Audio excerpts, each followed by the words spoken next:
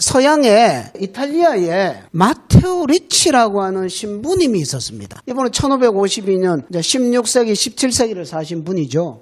이분이 동양에 선교를 하러 오셔가지고 중국식 이름을 이마두라고 하죠. 우리가 뭐 히딩크를 뭐 히동구 뭐 이렇게 하는 이야기도 하는데, 마테오를 마두하고 그다음 리치를 리, 그죠? 리. 그래서 이 리자를 온 인류에게 이로움을 주겠다 하는 이런 의지로서 중국식 성을 쓴 분인데, 이분은 이탈리아 출신인데 그 당시에 그 스페인의 로욜라라고 하는 분이 예수회를 조직을 해서 카톨릭의 부흥을 다시 이루려고, 그 구교 신교가 종교개혁이 일어나서 많이 갈라지고 힘들었잖아요. 그때 이 로욜라가 주도를 해서 우리가 정말 그 천주님의 주님의 뜻대로 사는 그런 것을 다시 세우자, 이런 가톨릭 부흥 운동이 일어나게 됩니다.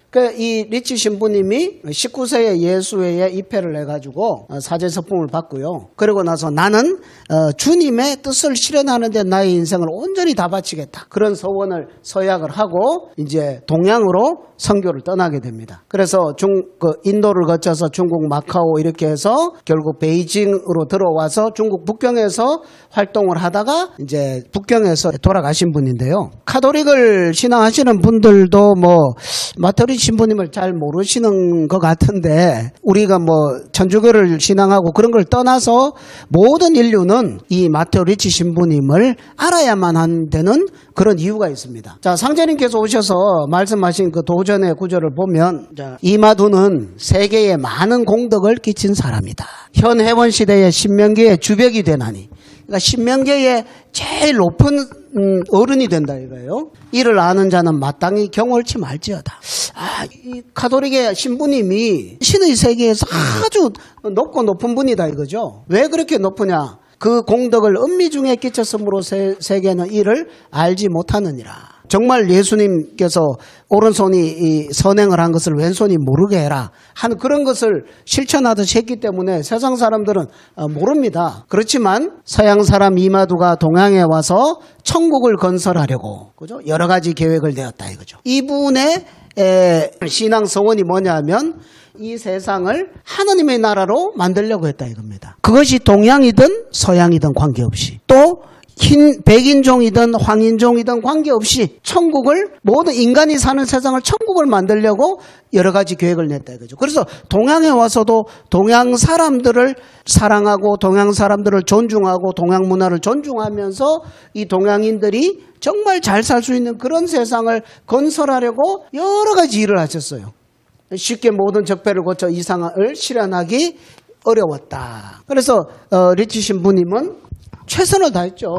뜻을 이루지 못하고 다만 동양과 서양의 경계를 띄워서 예로부터 각기 지경을 지켜 서로 넘나들지 못하던 신명들로 하여금 거침없이 넘나들게 했다. 이게 이제 마테오 리치 신부님의 인류사에서 큰 공덕이다 이거죠. 자, 히라가와 스케이로라고 하는 마테오 리치 신부님을 아주 전문적으로 연구한 분이 뭐라 그러냐면, 이분은 한마디로 최초의 세계인이다. 세계인. 그 전에는 동양 따로 서양 따로 교류가 없었다. 따로따로 이렇게 동서양이 살았는데 리치 신부님은 이것을 연결을 시키셨다. 그래서 뭐 실제로 서양의 여러 가지 발명품들을 동양으로 많이 가져오고, 그죠? 뭐 지도도 가져오고 자명종도 가져오고 피아노도 가져오고 관측기도 가져오고, 그리고 동양의 사상 여러 가지 고전들 이런 정신문화 이런 것들을 전부 동양으로 보내고, 그리고 동양과 서양이 넘나들 수 있도록 그 최초의 세계 지도를 만듭니다. 고려 만국 지도를 만들어서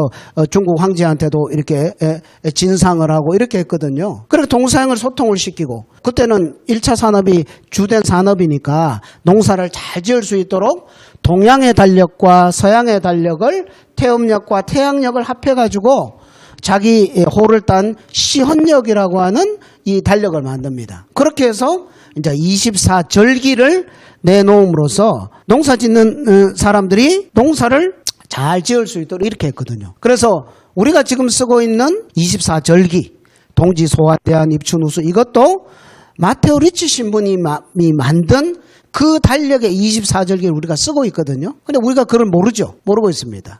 그리고 세계 지도를 처음으로 보급을 했는데 그 세계 지도에 이제 유럽, 서양, 유럽, 뭐 지금도 뭐면 구라파라 그러잖아요. 구라파. 그런 말 쓰죠. 구라파라는 말을 누가 처음 썼느냐? 마테오 레치 신부님이 쓴 거거든요. 중국 사람들한테 그저 한자로 구라파.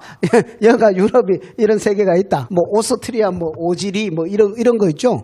그때부터 쓰기 시작한 거거든요. 그래서 우리가 정말 알지 못하는데 이 마테오 레치 신부님은 정말로 동서양을 연결하는 그런 일들을 너무너무 많이 하신 거예요. 자, 그 다음에 이 신부님이기 때문에 이 세계관에서 단순히 인간 세상의 문제뿐만이 아니라 신의 세계에 대한 것들도 나름대로 연구를 하고 이렇게 해가지고 동양의 고전들, 유가의 경전이나 도가의 경전들 이런 것들을 뭐 이분이 워낙 인격도 고매하고 기억력의 천재고 그 다음에 중국인보다 중국말을 더 잘했기 때문에 동양 고전들을 막 섭렵을 해가지고 거기에서 동양인들이 가지고 있는 신관과 서양인들이 가지고 있는 신관을 하나로 통일하게 됩니다.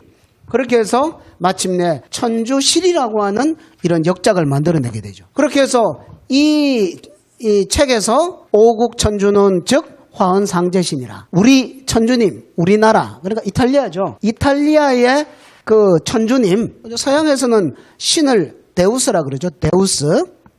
우리가 뭐 하느님이라고도 하고 신 뭐 이렇게 하죠. 신이라고 하면 서양에서는 일반적으로 데우스를 씁니다. 그 데우스가 중국말로는 화헌으로는 상제다. 중국 문화에서는 옛 고전들을 다 섭렵을 해보니까 상제다. 결국 이 두 분이 다른 분이 아니라 한 분이다라는 이런 결론을 도출을 해내는 그런 신관을 통일하게 됩니다. 그래서 이 책이 이런 그 유학자들의 호응을 받고 그 다음에 우리나라에도 수입이 되고 하면서 우리나라에 카톨릭이 수입이 되고 우리나라에 들어와서 카톨릭을 뭐라고 합니까? 천주교라고 하죠. 천주교. 그 리치 신분이 있으면 천주시리에서 따서 교명을 이렇게 지었던 것입니다. 자, 그렇게 해서 이 리치 신부님은 동양과 서양을 처음으로 이렇게 획기적으로 연결을 해서 동서가 하나가 되는 길을 닦은 뭐 인류 문명사에 어마어마한 공덕을 쌓으셨습니다. 자, 그리고 이제 그가 죽은 뒤 돌아가셨어요. 돌아가시고 나서 동양의 문명신을 거느리고 서양으로 돌아가서 다시 천국을 건설하여 하였나니. 이분이 돌아가셔가지고도 세상 사람들을, 백성들을 잘 살게, 천국 같은 세상에 살도록 해주려는 그 서원을 버리지 않고 더 애를 쓰다가 이번에는 자기 고향 서양으로 돌아갑니다. 동양 사람들 가지고 막 평생을 살았는데 그렇게 해서 애를 쓰니까 이로부터 지하신이 천상에 올라가 모든 기묘한 법을 받아내려 사람에게 아름길을 열어주어 세상의 모든 학술과 정교한 기계를 발명케 하여 천국의 모형을 본떠나니 이것이 바로 현대의 문명이라. 리치 신부님이 동양에서 사귀었던 수많은 지식인들, 그 문명을 열었던 이런 친구들을 다 데리고서 서양으로 가서 그 이상을 실현하려고 이렇게 했습니다. 이거는 이제 리치 신부님이 돌아가시고 난 뒤의 이야기니까 이제 신들의 주재하시는 상제님께서 나중에 해주신 말씀이에요, 이게. 그렇게 해서 서양에 가서 그런 지식인들, 과학자들한테 아름길을 열어줘가지고, 그죠? 막 이렇게 영감을 불어 넣어가지고 여러 가지 학술, 정교한 기계 이런 걸 막 발명케 해서 서양에서 이런 기술, 과학, 문명들이 급속도로 이렇게 발전하게 됩니다. 그래서 천국의 문명을 본떠나니 이것이 바로 현대의 문명이기다. 서양의 문명이기는 천상 문명을 본받은 것이니라. 그러니까 정말 그 천상의 좋은 문명을 지상으로 하나씩 이렇게 받아내려서 지금 우리가 살고 있는 이 세상이 천국을 자꾸 이렇게 닮아가고 더 좋아지는 세계로 만든 것이 바로 리치 신부님의 사후의 공덕이었던 것입니다.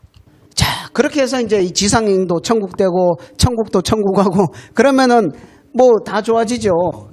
그런데 이 문명은 다만 물질과 사리에만 정통하였을 뿐이요. 물질 그리고 정신은 이거는 제외됐죠.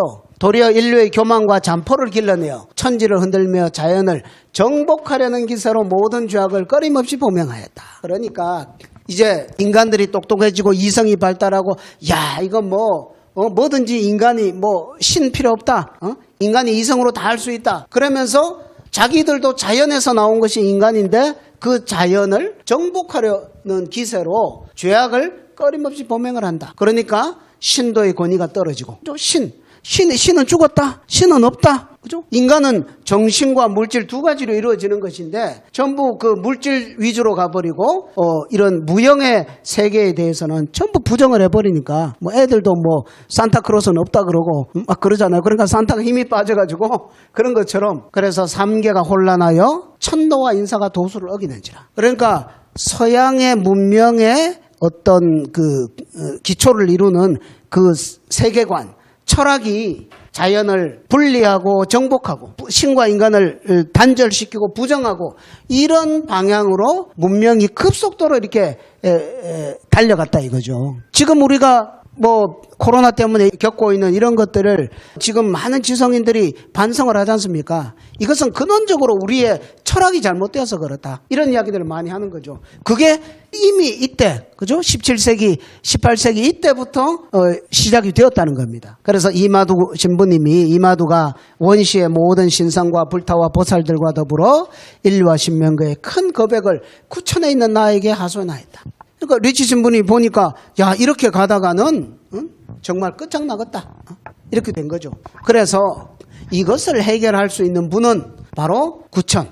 이 하늘 세계의 가장 높은 곳에 계시는 그 하느님, 천주님, 그분의 어떤 절대권이 아니면 이것을 어떻게 해결할 수가 없다. 이렇게 이제 판단을 한 거죠. 그렇게 해서 리치 신부님이 수많은 문명신들과 더불어 그 한 분 하느님, 상제님을 찾아가게 되는 것입니다. 리치 신부님이 동서양의 신관이 통일이 안 됐다 그러면, 그죠? 서양의 대우스한테 찾아갔다가, 그래서 동양 문제를 해결하려면 상제님한테 찾아가고, 서양 문제 해결하려면 대우스한테 찾아가고, 이렇게 됐겠죠? 그러나 그것이 아니라 자기의 신관이 그 깨달음이 정확했기 때문에 바로 상제님을 그대로 찾아가서 이렇게 탄원을 하게 됩니다.